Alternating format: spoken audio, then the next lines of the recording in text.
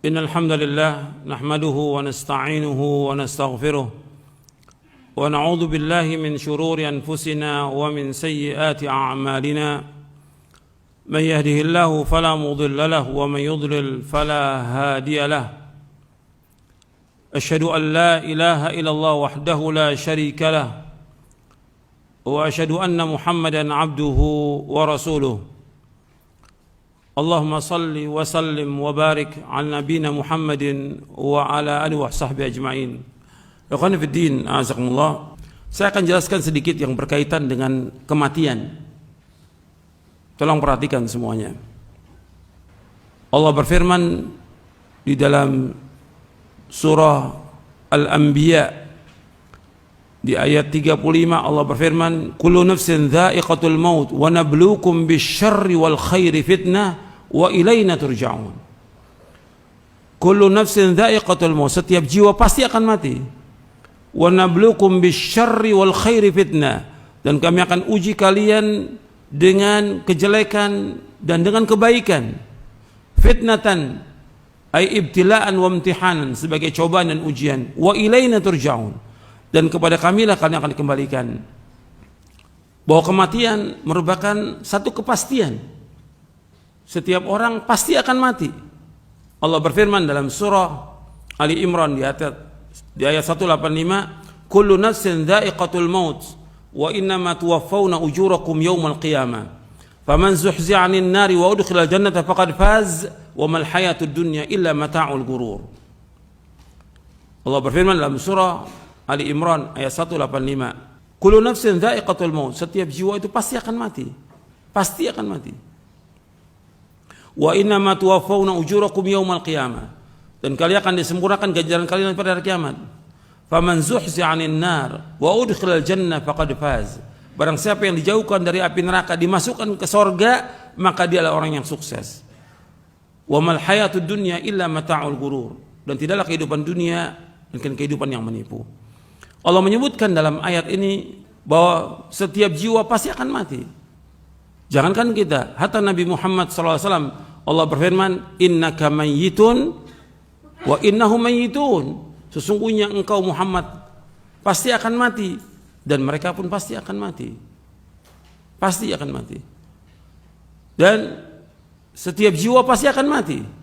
Siapa aja, apakah dia anak, bayi, remaja, sudah tua, laki, perempuan, orang kaya, orang miskin, dia pejabat, dia rakyat jelata, semua pasti akan mati.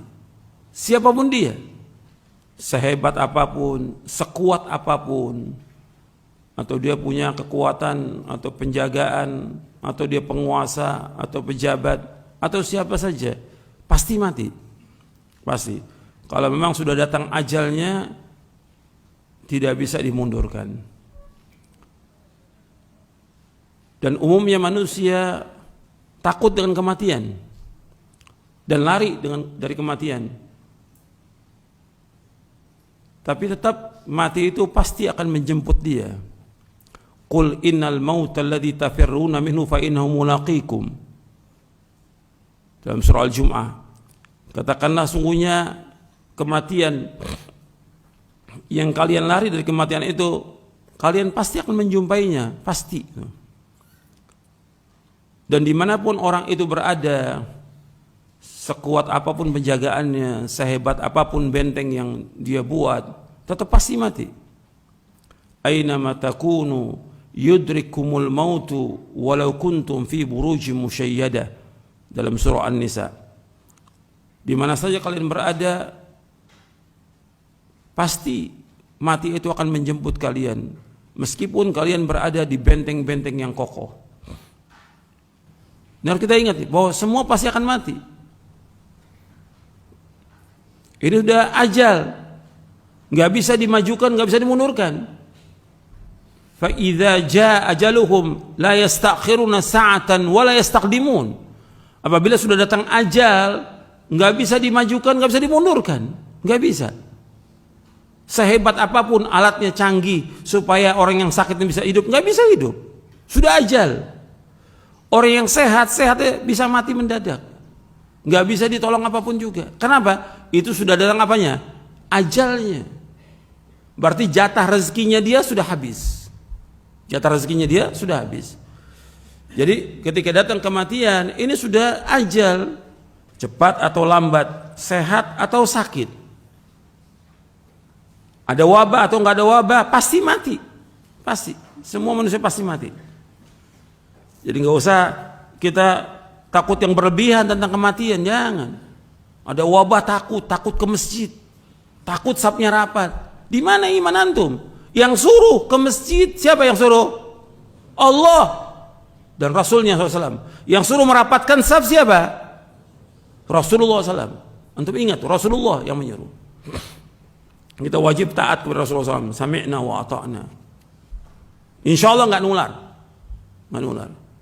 Tempat masjid, tempat yang aman, tempat yang bersih, gitu, yang dilindungi oleh Allah Ta'ala. Tempat yang terbaik di muka bumi dari semua tempat yang ada di muka bumi ini. Yang paling baik masjid. Gitu. Kata Rasulullah SAW dalam hadis yang sahih riwayat Muslim. Jadi kita jangan kemudian